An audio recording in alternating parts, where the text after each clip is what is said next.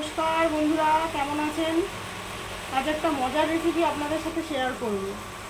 যেমন রেসিপিটা ছোটদের পছন্দের, তার সাথে আবার বড়দেরও কম ভালোবাসে না বড়রা। আজ বানাবো ফ্রেঞ্চ ফ্রাই।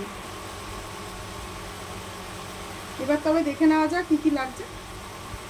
আলু, কর্নফ্লাওয়ার, নুন, পেরি পেরি মশলা।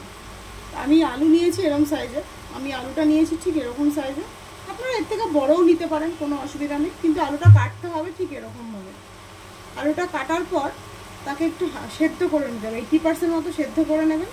নেওয়ার পর জল ঝরিয়ে একটা শুকনো এরকম এই টিস্যু পেপার দিয়ে একটু মুছে তারপরে ভাজার কাজটা শুরু করবেন।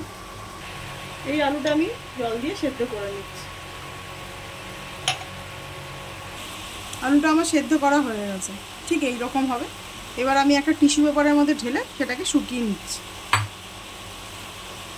আপনারাও তাই। আলুটা আমার শুকনো করা হয়ে গেছে। এবার আমি এর মধ্যে কর্নফ্লাওয়ার মেশাবো।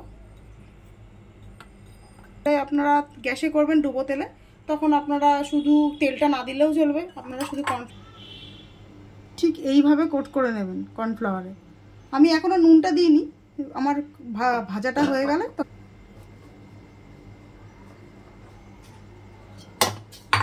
চলুন। এবার আমি এয়ার ফ্রাই দিলাম। এবার আমি চালু করবো। 50 মিনিটে দিচ্ছি, প্রায় 7 মিনিট হয়ে গেছে। এবার আপনাদেরকে আমি খুলে একটু দেখাচ্ছি কীরকম পজিশনে আছে। হ্যাঁ, প্রায় হয়েই গেছে।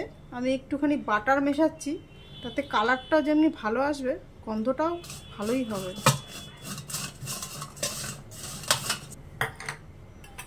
এবার আরও একবার আমি দিয়ে দিচ্ছি 7 মিনিটের জন্য। এবার আমি বার করে নিচ্ছি, 15 মিনিট হয়ে গেছে। দেখুন এবার কীরকম হয়েছে।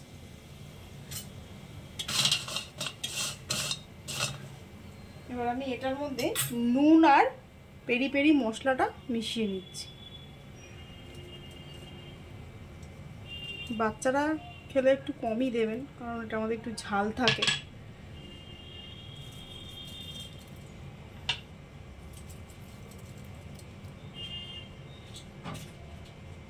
আর মশলাটা চেনার সুবিধার্থে এটা দেখালাম, এটা হচ্ছে মশলাটা।